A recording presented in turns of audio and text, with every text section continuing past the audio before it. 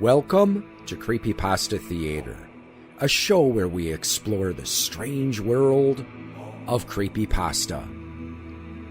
Join us as we hear tales best left untold, travel roads best left unexplored, and see sights best left unseen. Today's story, The Lost Town. Author unknown. This story can be found on creepypasta.fandom.com and is protected by Creative Commons license.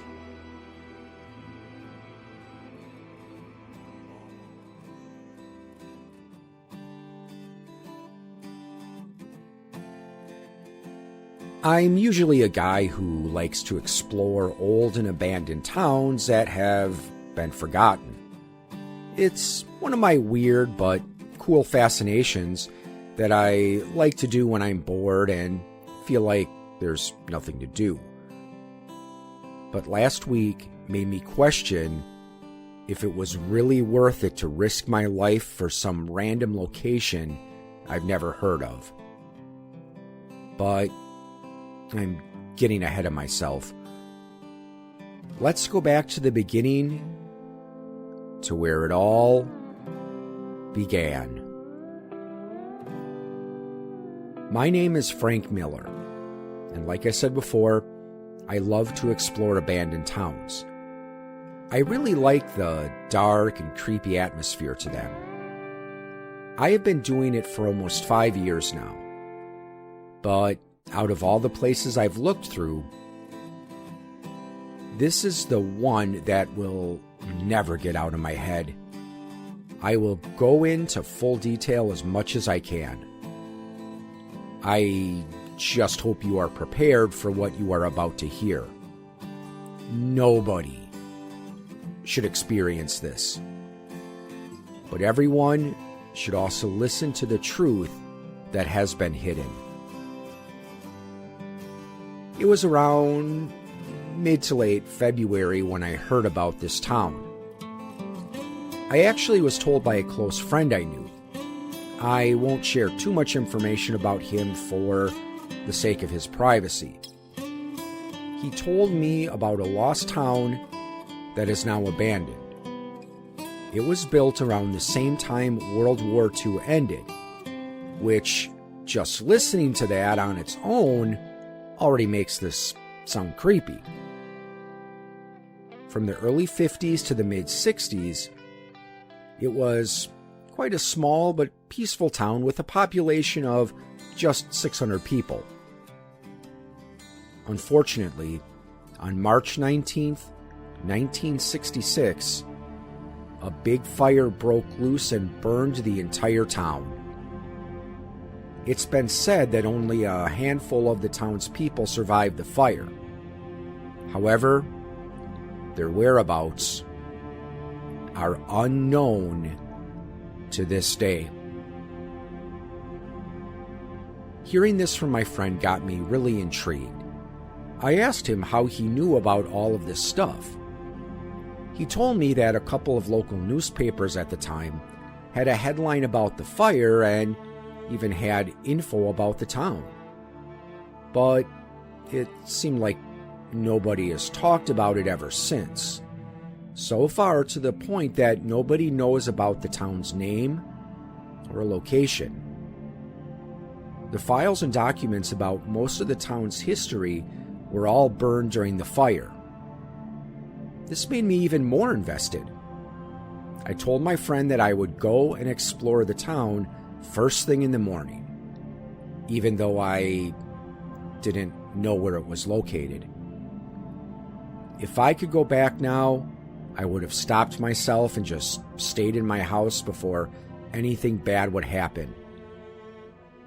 But no. My curiosity had to get the best of me.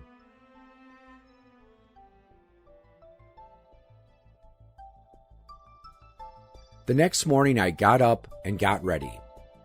It was almost 10 a.m. by the time I woke up, so I had to pack everything I needed. I wanted to get as much sunlight as possible. My friend did send pictures of the newspaper that covered the event, so at least I got a little bit of detail about the town. I was still questioning in my mind if I wanted to do this. Am I really up for this? Do I even know what I'm getting myself into? Despite that, I continued my journey. But because I didn't know the location of the lost town, I just randomly walked in different directions until I saw something out of the ordinary.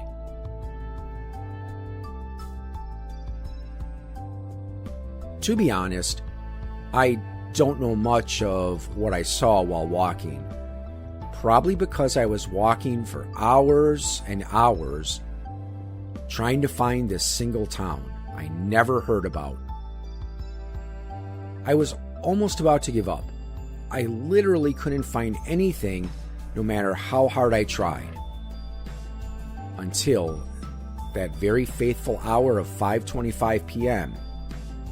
when I started to find trees that looked like they barely survived a massive fire. At that point, I knew I was onto something. I felt like I finally found something that is somewhat related to this crazy town story. Then, I saw more burnt trees as I kept walking.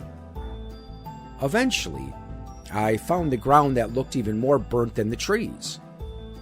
I was actually a little creeped out from this, but I would have not predicted on what would come next.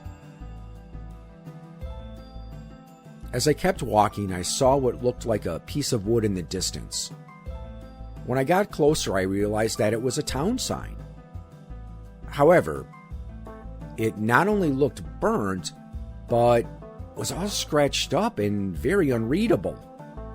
I tried my best to think about what it could say, but the words really looked all jumbled up, and some of the letters were even missing. I eventually came to a final conclusion on what it could say. However, even to this day, I'm not all certain if this is correct. Looking back, the sign read, "Welcome to Great Nichiren. Population 600. Enjoy your stay." Well, I finally reached my destination. Better start looking around, I thought as I made my way through the rusty atmosphere. My friend really wasn't kidding when he said this place was abandoned. The houses here really show that nobody lived here since the big fire in 1966. The doors were chopped up into bits and pieces. The windows had really big gaps and holes that could be seen from quite a distance away. The roof of the houses almost looked like they melted, and the walls were torn apart as if the paint was taken off by force.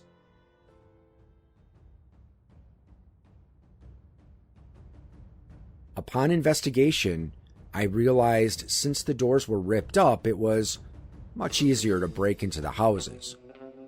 I knew, in my mind, that I had to go in and find out what was really going on and what caused this fire. Luckily, one of the houses next to me had their door wide open, so I decided to take a peek inside. It was dark, so I had to turn the flashlight on my phone to see better. Everything inside the house was pretty much wrecked and burnt just like the outside. There were actually some papers and pictures on the floor when I walked in. This caught my eye, and I finally felt like I was going to get some answers. The paper and pictures looked crumpled and ripped up. I didn't really know what to do. I'm inside a burnt house from a lost town. Now what? But then I saw one picture on the ground that actually looked like it hadn't been touched. almost as if the fire did not burn this one like the rest of the photographs. The picture itself also looked clear rather than distorted.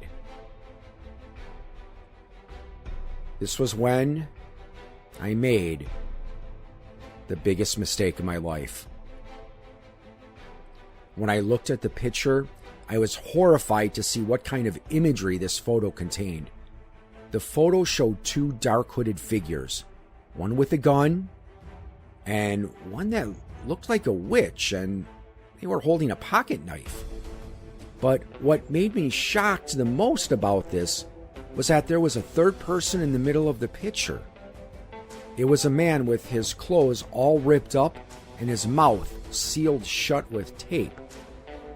He was tied up, and I could even see tears coming down from his eyes. What was even more crazy was the date written down below the photo. It read, March 18th, 1966. It was the day before the big fire. Did those two dark hooded figures have something to do with it? Who was the man who was tied up in the photo? Did the other townspeople know anything about this? There were too many questions to take. I felt way too uncomfortable at this point. But before I was able to leave, I tripped over something. I tripped and fell on the burnt floor. I tried to find my balance to get up, but then something flew on my face. At first, I didn't know what it was. It did feel a bit slimy for some reason. I did realize there was slime on the picture, but as I cleaned it off, my jaw dropped. The picture was of one of the dark hooded figures from the previous photo, pouring gasoline all over the house. The date written down on the bottom of the picture was March 19th, 1966. This horrified me so much, I almost threw up. I knew that it was time to go. Then out of nowhere, a loud, blood-curdling screech echoed around the area. I quickly looked all around to see what it could possibly be. From the shadows came a creature that was indescribable. I am not joking when I say that this thing did not look human at all. Its skin was all pale and moldy. Its feet and legs were missing. Its hands looked black as coal, and its fingernails looked long and pointy, as if this thing never trimmed them before. But what made this thing freak me out the most was its face. It was all burned up and looked like it was completely gone. It opened its mouth and did the screech I heard before. As soon as I saw more dark shadows coming out of the house, I dashed out the door and ran. I ran and ran, and I didn't turn my head back. Even when I heard that terrible screeching sound, I just kept running for my life. I was lucky to find my house shortly after that.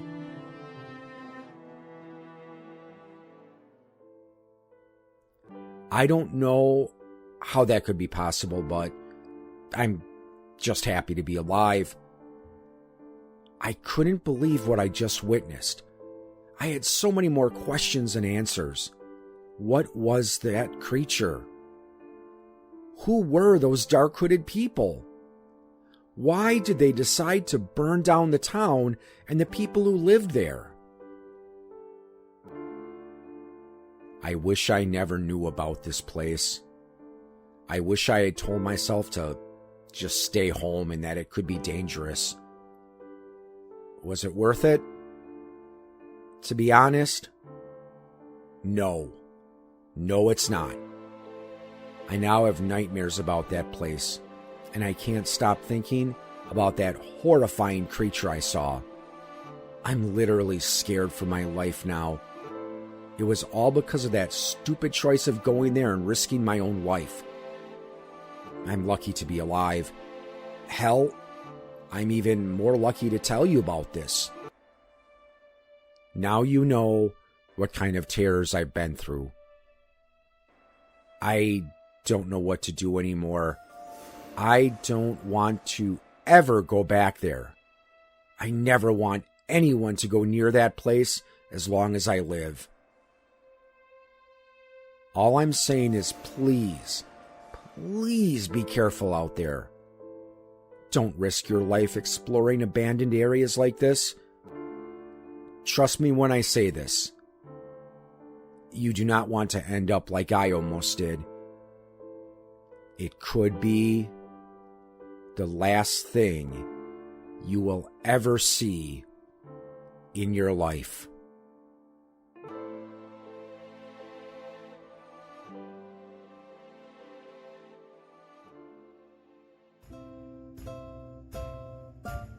You have been listening to a presentation of Point of Insanity Game Studio. Visit us on the web at www.poigamestudio.com. Follow me on most social media sites at POI Game Studio, and check out my music channel on YouTube at Al Seeger Music.